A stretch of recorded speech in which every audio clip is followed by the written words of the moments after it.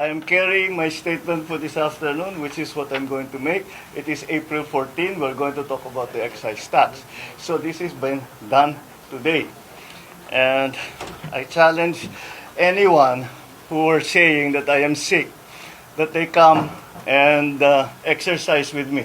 We will see who is stronger. You come to the gym with me. Tingnan natin kung sino mas malakas magbuhat ng weight. Pero alam mo, gusto ko nga sabihin, ang mga kababayan naman natin, ngayon, tiniyak ko na makita ninyo na hindi totoo yung mga sinasabi nila, na kasinungalingan yan.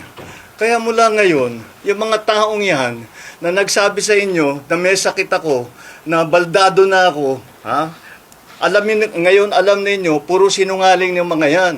Kaya't lahat ng sasabihin ng mga yan, kasinungalingan. Kaya't huwag nyo nang paniwalaan kung sino man yung mga yun. Now you know who the liars are and who is telling the truth. And once again, I think it's very, very easy and very clear that I'm in very, very good health. I just had everything. My numbers are. I just had my regular blood test kasi nagpapaano ko ng vitamins and everything. And I'm fine. I'm really quite fine. The last time that I went to the hospital was to have my CAT scan to show na yung diverticulitis ko gumaling na. So that was what? 2.5, 3 months ago? Mga ganon. So that's all these reports of me going to the hospital. I haven't been to the hospital for 3 months, and even then, it was just to have a CAT scan, because the CAT scan to tell my doctors if the diverticulitis has completely been fixed, and it was, and I'm done. My diet is back to normal. My exercise is back to normal. I still exercise 3-4 times a week. I'm watching my food better than before. But, you know, so people... Medicine, sir? I'm sorry? Maintenance medicine? Maintenance medicine for... no, I have... Okay, 2. One for gout, which is lopurinol. Mga nasa lahi namin mga Ilocano, magka-gout eh. And the other is for high blood pressure, for hypertension. Those are the only 2 medicines that I take. The others that I take are... No, nothing really. When I have allergies, I take an antihistamine. Pero wala naman ngayon. Aside from that, that's it. That's it. I'm not a great believer in supplements. If you eat well and you exercise regularly and you get regular sleep, yun lang medyo kulang ako yung tulog. But otherwise, everything is normal. And I'm happy to say that I'm healthy. You want me to do more jumping jack? Army dozen. I can do the army dozen. Nag-army dozen ako kuminsan. All right. Anyway, down to serious business. I'd like to cover some points that we have been discussing again together with the different agencies and including the Uplift committee. And we have some further announcements. Well, first of all, we are able to say that these are the steps that we have been taking so that we are trying to alleviate and try to mitigate the effects of the oil crisis. Umaasa sana kami na maganda na yung maging peace talks between the US and Iran. Ngunit mukhang hindi sila nakabuo ng deal. Kaya kailangan patuloy pa rin ang ating mga ginagawa para tulungan ang ating mga kababayan. Unang-una, nais kong nabanggitin na wag pong mag-alala ang ating mga kababayan dahil sapat naman ang supply natin sa mga pangunahing pagkain. Mga bigas, mais, gulay, asukal, isda, karne, manok, itlog, at lahat ng ibang produktong pagkain. At nakikipag-ugnayan tayo sa industriya, patuloy din ang ating pakikipag-usap sa kanila. At hanggang sa katapusan ng Abril ay hindi magbabago ang presyo ng mga pangunahing bilihin. Kabilang na dyan, magsardinas, tinapay, instant noodles, bottled water, kape, gatas at delatang karne. Ikalawa, binawasan natin ang buwis sa produktong petrolyo na direktang ginagamit sa pang-araw-araw na buhay. Dahil April 14 na ngayon, April 14 tomorrow, where the authorization, the authority that we asked from Congress begins to apply. Binawasan na natin ang buwis sa produktong petrolyo na direktang ginagamit na pang-araw-araw sa pang-araw-araw na buhay ng ating mga kababayan. So sa ilalim ng kapangyarihan na binigay sa atin ng batas, tinanggal ko na ang excise tax sa LPG at sa kerosene.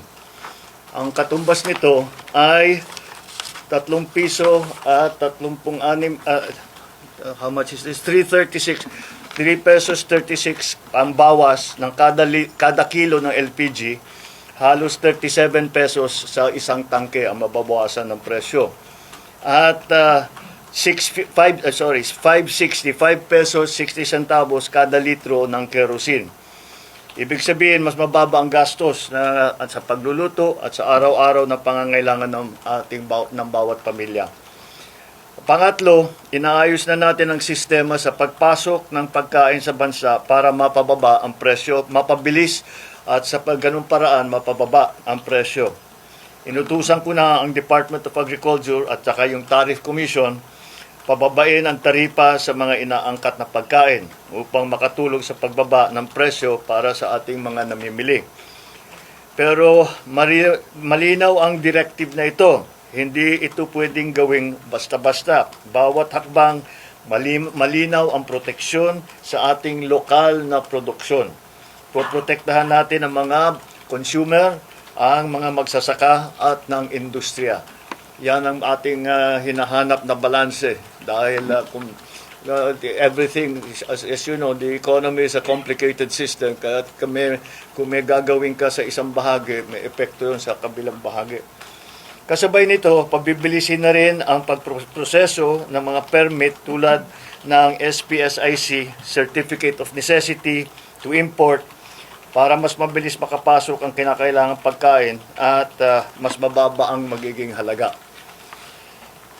Inalis na rin ang toll fee sa mga fish port upang hindi na ito makadagdag sa presyo ng ating mga pagkain. Nakikita natin na may mga magsasaka na napipilitang itapon ang kanilang ani dahil sa overproduction sa sobrang baba ng presyo ng bili. Hindi natin ito papabayaan magpatuloy. Kaya bibilhin na muna ng Department of Agriculture ang sobrang produksyon. Makikipagtulungan din tayo sa mga local government para bilhin din ang mga gamit na ito at magamit din nila para ipamigay nila sa tao. Ang pamahalaan ang sasalo nito para hindi masayang ang ani, hindi malugi ang ating mga magsasaka at mapapakinabangan naman ng ating mga namimili. At para sa mas maraming makinabang, papalawakin pa natin ang bentang bigas program.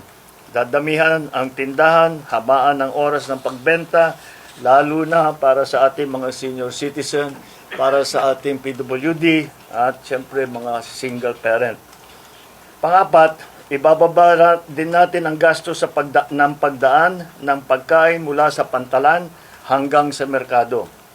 Sa Cebu Ports Authority, sa Subic Bay, binawasan o sinuspindi ang iba't ibang binabayad na mga fees at para ito ay maramdaman ng tao at kahit tumataas ang ibang produkto ay hindi masyadong mabilis ang pagtaas o at least matigil natin ang pagtaas. So mababawasan ang gastos mula sa anchorage, sa berthing fee, cargo handling at storage fees para hindi na ito madagdag sa presyo ng pagkain. Ang Philippine Ports Authority ay ibinaba sa piso ang RoRo terminal fee para sa mga sasakyang nagdadala ng agricultural products. Dahil layunin natin na panatilihing sapat ang supply, pigilan ang pagtaas ng presyo at tiyakin tuloy-tuloy ang hanap buhay ng ating mga kababayan. Hindi tayo titigil hanggang maramdaman ninyo ang tunay na ginhawa sa inyong pang-araw-araw na buhay. Maraming salamat sa inyong pagtitiwala. At bukas, we will have another uplift meeting again to discuss what are the other strategies that we can employ to keep prices down, to make sure, first of all, what we will do tomorrow is to make sure, first of all, that the supply both of oil and of food products and all the other raw materials that we need to continue the running of the economy is going to be normalized. We, as I said, in one of the last press conferences I had, that it is very important that we watch the prices now. Oil we cannot do very much about, but we also have to we can make sure what we can look at and do that. That's why ito is centered dun sa presyo ng pagkain. All of these measures are mostly centered around the price of food, to keep the price of food down. The supply of food as well is also something that we think we can assure the public of, that maganda naman ang takbo so far ng ating sa agrikultura. Yun lang, yun na nga yung mga nakita nating report na yung mga inani na produkto na hindi na basta iniiwang na lang masira dahil masyadong masyadong mababa na ang profit, halos walang kikitain.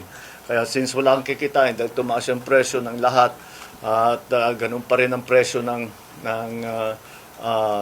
pagbenta, ay iiwasan natin yon. Kaya naman para yung mga farmer natin, yung mga producers natin, ay meron din silang kikitain. Market worth, kailangan para tuloy-tuloy ang kanilang pag-ani, tuloy-tuloy ang kanilang pagtanim.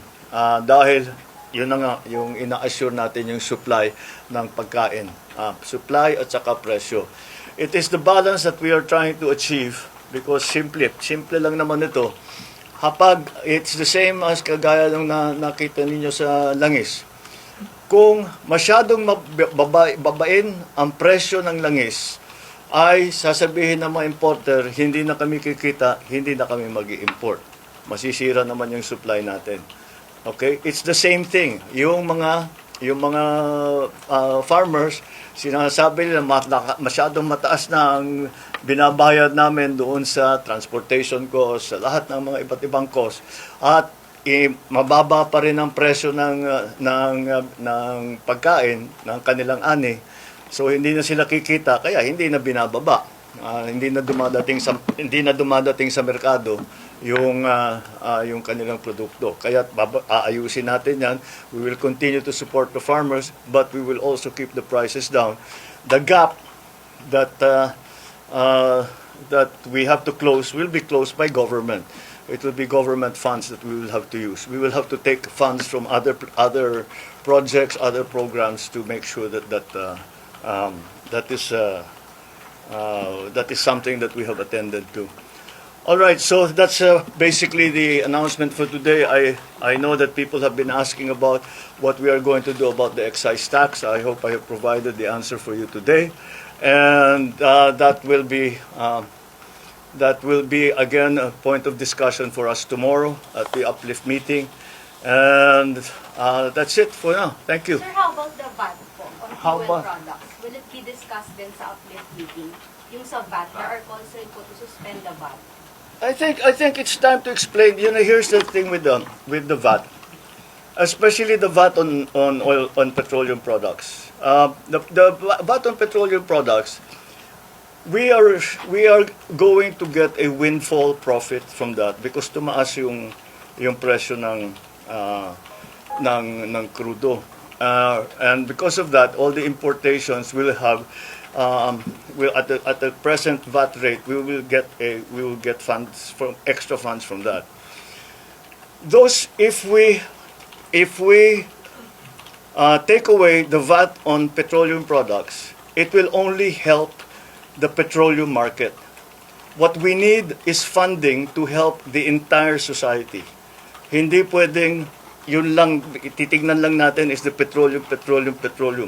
Kasi sinasabi ng mga tao, bakit puro transport workers lang ang tinutulungan nyo? Paano kami? Bakit the other? We also have to take care of the other sectors. So with the additional funding that we will get from the VAT collections, yun ang gagamitin ngayon natin to provide. That fund will not exist if we remove the VAT on petroleum products alone. So that's the reasoning behind. We will still examine it. You know, like I keep telling you, there's nothing that we are not looking at as a possible option. We are looking at all the options. If the time comes that it really calls for, the time will come that VAT should be brought down for whatever products, then we will certainly study it very well. Right now, the balance, the cost-benefit analysis between the VAT collections and the benefit to people, to ordinary people, still favors that we collect VAT and we use the extra funds to provide subsidies, to provide cash benefits, to provide all of those subsidies that we have been able now to provide, that we have to provide now, so people to normalize people's lives. Yeah. Sir, bakit po hindi nakasama yung diesel and yung gasolina doon sa oil? That's to be discussed tomorrow.